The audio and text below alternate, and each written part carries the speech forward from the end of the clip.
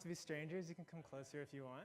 This is meant to be super casual, so excited to also get some time for Q&A at the end where we can hopefully share some of the lessons, maybe help your business as well. But my name is Josh Reeves. I'm the CEO and co-founder of Gusto. We're a startup that was started about 5 years ago, launched 4 years ago, and we serve 40,000 companies today across the United States. We do payroll, health insurance, HR, and I'll talk about it later, but I just came back after a 2-week road trip driving from San Francisco to Florida to go meet small businesses. So a bunch of lessons, a bunch of insights from that, but the goal was to go out and meet the folks that we serve that we're privileged to go help. But the main structure of this presentation is actually more about lessons. So we'll definitely have time to get to Gusto towards the end. But like I said, main goal is to try to share a bit of the leadership track, hopefully make it relatable, share some of the things that have impacted me over the years that hopefully you can also connect with. I would say in summary, though, there is no formula. There is no single path. It's a deeply personal journey if you decide to start something, join a startup, or invest in a startup for that matter. I think it's a similar thought process. Actually, as a show of hands, how many folks have heard of Gusto before? So a couple folks. And then I know we have one customer in the house. Any other customers? Nice. Well, we're thrilled and privileged to serve you. That's why we started the company. Come on in. Welcome to join. So diving in a little bit again, goal is to be more personal, not just talk about business. Business is always personal. So a little bit about me. I was born and raised in San Francisco Bay Area, but I'm not from there. My parents are actually from two very far away places. My mom's from Bolivia, so she came to the United States when she was 18, put herself through college, was the first to go to college in her family, learned a whole new language, created a whole new life for herself. So I owe a lot of gratitude to her for what sacrifices she made. And then my dad is from a small steel town outside of Pittsburgh, where most of his family had worked in the steel factories, the brick factories, and he was also the first to go to college. So very great. I thought I'd put this photo here as more of a funny statement. Yes, my mother is about 1.5 feet shorter than my brother, my dad, and I, but all I can say there is powerful people come in small packages. A little bit more about my journey. So growing up in the Bay Area, I grew up in Marin, which is right across the Golden Gate Bridge. My parents are also both teachers. My dad was a high school teacher for a good 25 years. So definitely an appreciation for education, but really no exposure to technology. They're more on the humanities side. And so more so than engineering, I would say Stanford was my deep dive into that. My upbringing was more about the outdoors. So who doesn't love a jumping photo? Encourage everyone to take it if they can. Formative parts of my childhood were being a competitive athlete. I give talks on leadership in Gusto and outside Gusto. And if you've ever seen Crew, that was what I did. It's a great metaphor for leadership, in my opinion, because you have a lot of individual action to go pull on the oar and try to compete. You have the balance in the boat. You're about 1.5 inches off the water, and you have 8 people rowing to have to be in sync with each other. And then you have a coxswain who's there to try to inspire you, but they can't make you do anything, which is kind of like a leader, right? You can't actually make anyone do anything. It's always about setting an example. And then Boy Scouts was formative for me, definitely from a service mindset. My brother and I are both Eagle Scouts. It was a big part of our childhood. But continuing on, Stanford was definitely where I got a lot more exposure to what we would call high-tech venture formation or startups, more classically. It's also where I met my co-founders. So 3 of us started Gusto. We were all electrical engineering in school. And when I talk about undergraduate majors, if any of you are giving advice or speaking to students in the future, I always say that there is no, again, formula for that. It's really about finding something you're interested in and discovering and exploring. So for me, EE was all about systems design and really loving how to take these complex problems, mostly mathematical, and figure out how to break them down. But in my day-to-day today, it's not mathematical. I enjoy as much breaking down how do you onboard someone, how do you make a hiring decision, how do you ultimately choose the right people for your team. Also, really good hiking if you've ever been out in that area. You can see a lot of mountains behind, which means lots of good places for introspection. One last note on Stanford, I guess just to really drive it home, you might not realize this, knowing what I do as the CEO and co-founder of Gusto. Again, we're a software company helping small business today across America, really 1 to 100 employees. But I was going to do a neural prosthetics, which is a popular topic these days, talking about with the neural lace. Definitely not our grand strategy, not our plan, not our focus as a business, but to me, really more of a sign, again, of having school be a place to discover, explore. I loved diving deep into these, but I realized what I wanted to do in my career was actually go more horizontal, go broader, and have a chance to go fix problems end to end, soup to nuts, without the need to go spend 5, 10 years diving into one specific discipline. And that's why I shifted out of the PhD program. Never was full-time doing it. It was more, I had the fellowships lined up, was already working in the lab, but after 4 years of undergrad, decided to take the plunge into the workforce. So my out of school was working as a product manager.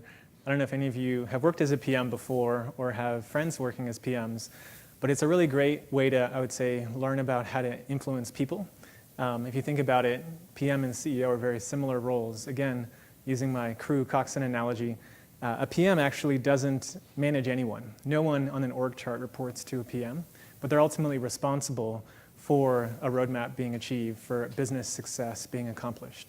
So how to go do that in a way where you can't just say to someone, and you should never say it, do it because I said so, is definitely not something I could have learned academically. It was more something to learn through practice, through doing it, making mistakes, and then trying to get better. But Zazzle is a continuing private company. I bought my cell phone case from Zazzle, so it's a way to do custom products. And I used to be a PM running the seller's half of the marketplace. After Zazzle, I had one more chapter before getting to Gusto, and then we'll talk a bunch more about Gusto. I described this as a reactive chapter, and maybe some of you can relate to this in your careers.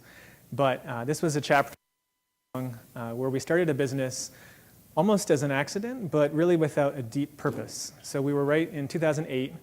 It was Facebook platform time. They just opened up. A lot of folks were building apps inside the Facebook ecosystem. And my friend and I started building apps, and we're making thousands of dollars a day in ad revenue. And so that seems like success, right? In a classic definition, revenue is good. But we weren't really clear on what problem we were fixing. And we didn't really know where it was going to go in the next 5, 10, 20 years.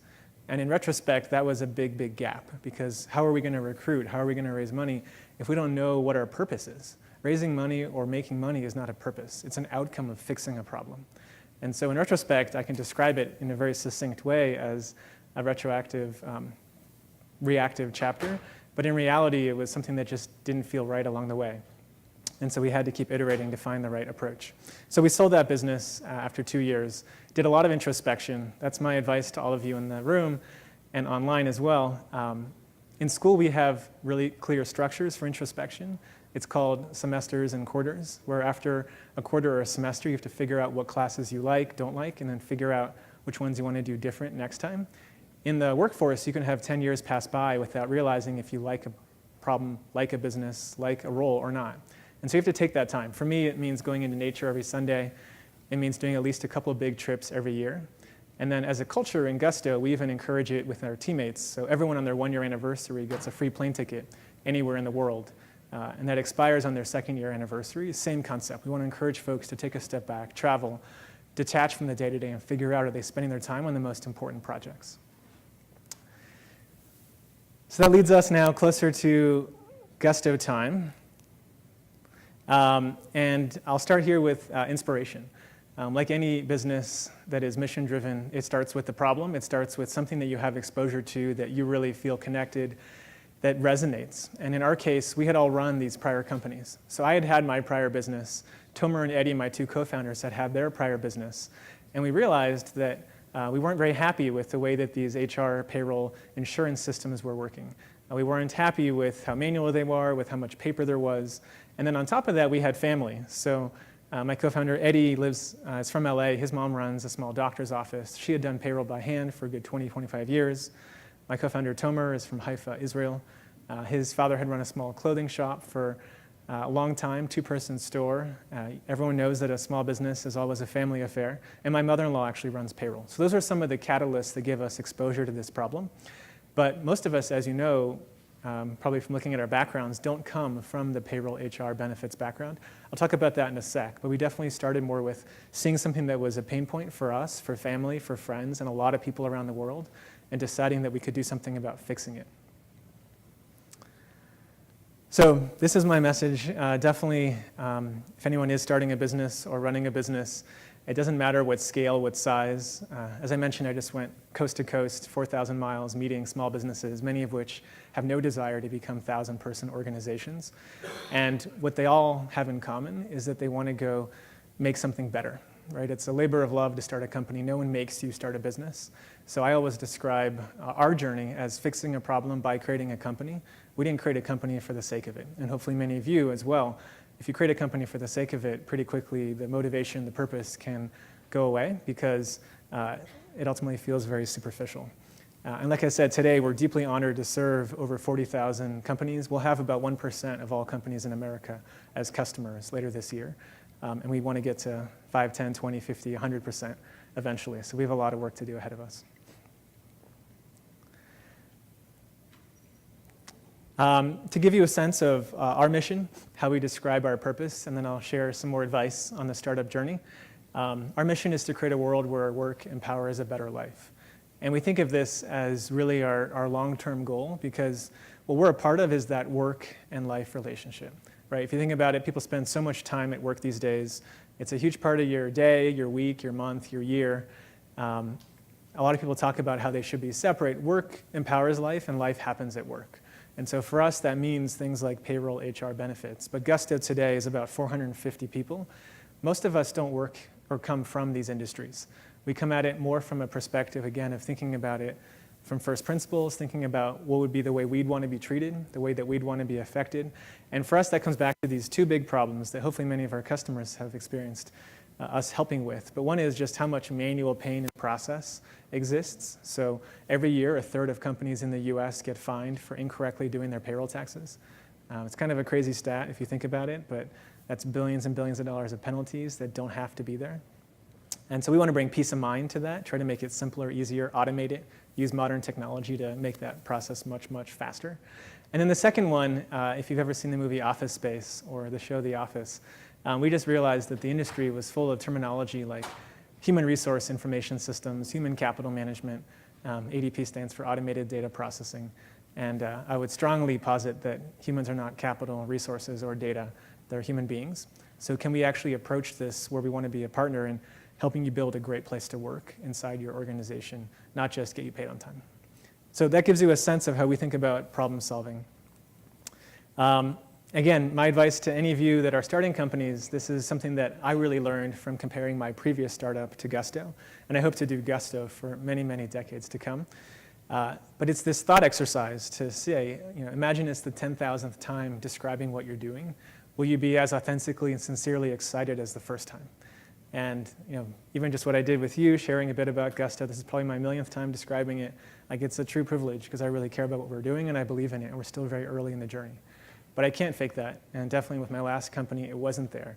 And that was why we were stealth for a year and a half. That's why we were unclear of talking about our purpose. That's why we told friends we're just trying stuff out. If you find a purpose, something you really care about, a problem you want to fix, even before you fixed it, you're probably going to want to talk about it a lot because it's something you hopefully want to dedicate years and years of your life to trying to make better. You almost can't stop yourself. Second tip I have, and then we'll get to some Q&A in a few minutes, is definitely, if you realize what I said about us not coming from this industry, celebrate what you don't know.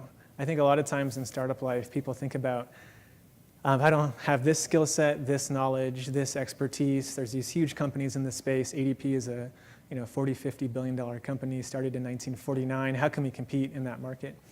The answer is, if it's a big problem, and as long as you can prove that it's still broken, there's a lot of pain out there, it doesn't really matter what's been done in the past. What matters is what you're going to go do in the future. And the metaphor I give is, if you ask people 125 years ago what they wanted, they would have said they wanted faster horses. In reality, they wanted to move faster, and someone had to invent the car. And so that's definitely a very empowering way to think about it. It doesn't mean that we don't, at Gusto, hire lots of folks with compliance backgrounds to make sure that we move tens of billions of dollars very effectively on behalf of our customers, pay our taxes on time. But there's a power, there's a strength to actually not knowing something, because then you're not overwhelmed by that legacy baggage or ways that it's been done in the past. You can actually think outside the box and not even know that it might be a bad idea or a brilliant idea, right? And so in our case, we're not here to build ADP 2.0. I actually don't spend very much time at all looking at ADP. We think about the underlying problem. We talk a lot to the customers, the employees and the employers, and we're just obsessed with making their life better. That's actually all we focus on. A couple more pieces of advice. For those of you that might have a connection to Silicon Valley or visit there, again, I was born and raised in that environment. I love living there. It's great for outdoors hiking. It's where my family is, but definitely it can be an echo chamber and it can be a bubble quite often. I think it's important to get out of that echo chamber.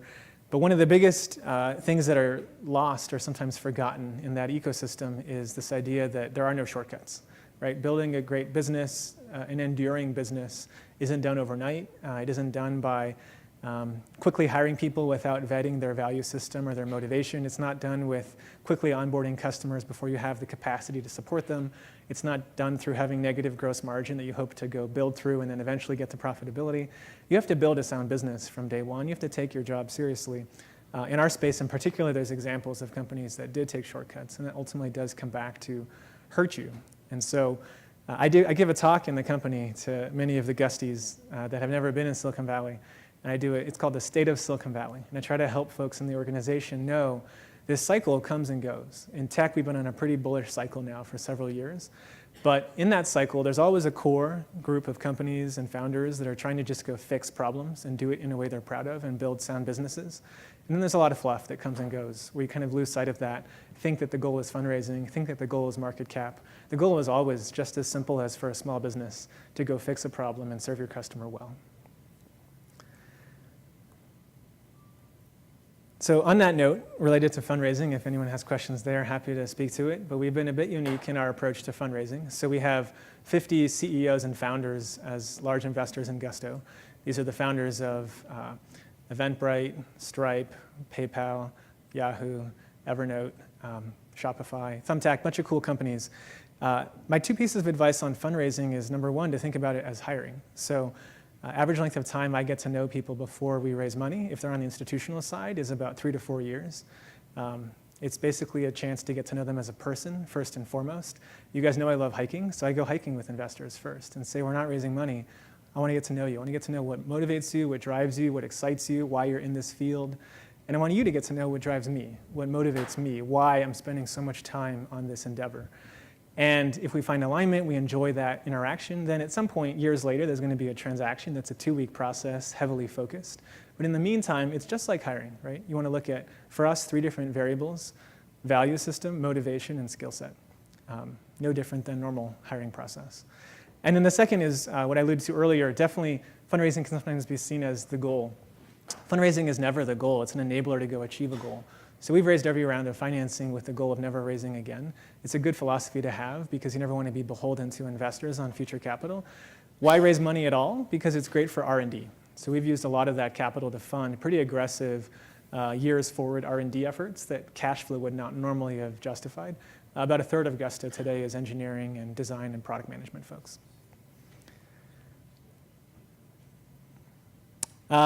2 last ones to share. And again, we can come back and talk about this afterwards if you want. But every business is a community. I think, especially in startup life, people get caught up in these big, lofty, ambitious goals. You know, at Gusto, we want to go serve every business in the world, millions of companies, hundreds of millions of people. It's as important to be proud of how we achieve those goals. And so values, which I can talk about after, but knowing your values, knowing what you stand for, what your principles are, what your core philosophy is. At Gusto, you'll never see our values on the wall. You'll never see them on T-shirts. To me, you either live your values or you don't, and it's a part of our hiring process. People don't have personal and professional values, they just have their philosophy. And there's many, many philosophies out there. There's no one formula, but it's important as founders for you to figure out what brought you together, what you stand for, so that you can hire against that. Otherwise, you become very diluted as a culture very, very quickly. This is the road trip I mentioned. So inspiration was a couple months ago realizing that we have all these customers across the country. Can we go meet them, really try to shine the spotlight on them? So I did a coast-to-coast road trip in an RV, driving and sleeping in the RV for 2 weeks. We did it basically to go celebrate the small business. So we created this thing called the Extra Mile Award, which is companies that go the extra mile in how they build their teams, how they serve their customers. And we gave them $1,500 to donate to a charity of their choice. So it was a super amazing trip. We finished on Friday. I'll be resting a lot this upcoming week. But if any of you have ever thought of doing that, and especially if you're in Silicon Valley, I highly encourage it. It was an amazing way to detach from that echo chamber environment and really get into the midst of who are the folks we serve. And then last but not least, message again, I said earlier, we have 5 minutes left for Q&A. There is no right or wrong path. Hopefully some of these tips, advice were helpful to you. But above all, I would say my overarching advice would be take the time for introspection to figure out what you care about, what drives your organization, your team, your role as a leader, or your role as an individual. I think in society today, there's a lot of ways to get caught up in comparison, and that's a pretty fast path to feel inadequate. There is no formula. There is no grades anymore, to use school as a metaphor. In school, there are grades. In life, there are no grades. So I encourage each of you, in whatever entrepreneurial path you're on, to take that time and figure out what you care about. It's been a big, big part of how Gusto has approached building our business and a big part of our success to date. So I know we only have 4 minutes, but happy to do Q&A with the audience if any of those topics resonated. And otherwise, just, again, congratulations for coming out. It's always fun to share advice with entrepreneurs. Yeah, we'll go to the back first. Josh, this may be your least favorite question, but Yeah. in terms of fundraising, so you talked a little bit about how it doesn't matter what's going on, it matters what you're doing in the future.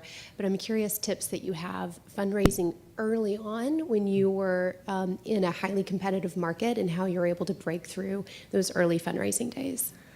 Yeah, so I think, again, fundraising can be valuable. We've raised $175 million to give everyone context, so we definitely have raised VC dollars. I think the goal is to be intentional about it. So our first round was a $6 million seed round with those 50 founders and CEOs. When we did our Series A, we still had $4 million of it in the bank. So again, why raise money? It's because we were going to go hire a bunch of engineers. We didn't have revenue yet.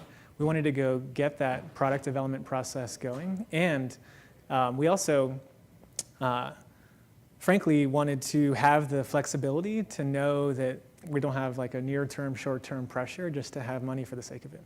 So we've always raised excess amounts, more than we needed at the time, simply to have the optionality to not think 12 months, 18 months out, but to think 24 or 36 months out.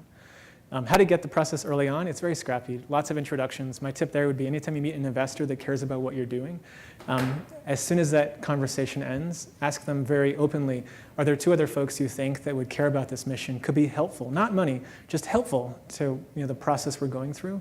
And that's how I met a lot of the folks, was 1 adding 2, those 2 become 4. There's a pretty quick magnification there, as long as folks are excited about the mission, the purpose of what you're trying to fix. Maybe one more question. You had one up here? Yeah. Should we wait for the mic real quick? I think for the video recording. Can you talk about the tough beginning before being privileged enough to say, oh, I don't need the funders' money? At the very beginning you said before you're profitable and things like that. Yeah. Making that transition. Yeah, no, I think to be clear, Gusto is not profitable today because we have a pretty large R&D effort, and that cost does weigh against our growing revenue. But we have the ability to become profitable without raising future money. So that's a big difference. And that means more things like recurring profit. And so your gross margin factors a lot into that. We didn't pay ourselves till we had a functioning payroll system, so that was a good incentive. It was just 3 of us working out of a bedroom in the house we were living in. Commute was really good. We just walked upstairs. One of the traditions we've kept from that, as a side note, is Gusto today, 450 people is shoes off in both offices, Denver and San Francisco. So we have these huge shoe racks at the entrance. Everyone walks around in slippers and socks. It's really comfortable, and it's because that's just how we started. So definitely not what everyone has to mimic, but part of our DNA today. Fundraising is there to collapse time. So the best way to think about it if you're talking to an investor is you want to go accomplish a certain set of projects, things that de-risk the likelihood of your business becoming successful. How much money will that require? Create a buffer. That's a reason to raise capital.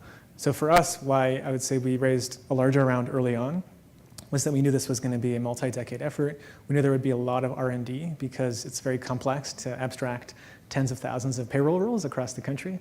And we also wanted to be able to hire pretty aggressively on the engineering side. And so people saw big markets, they saw somewhat vetted entrepreneurs, they saw long-term mindset, they saw a good value system, they saw kind of incumbents that weren't as competitive, they saw a huge market pain, they saw a technology advantage in terms of what we're doing from a cloud, paperless, mobile standpoint. So there's some good ingredients for that. In the last 7 seconds, I would say the main thing with seed stage fundraising is realizing that it's a bet on the people, because think about the next 1,000 problems and challenges you're going to have to figure out. They will not have been figured out yet when you're raising seed capital. So at that point, it's really about how you present yourself, and then someone will say, I believe you will be able to figure that out or not. That's the best way to think about seed fundraising. Thank you so much, folks. It was a pleasure.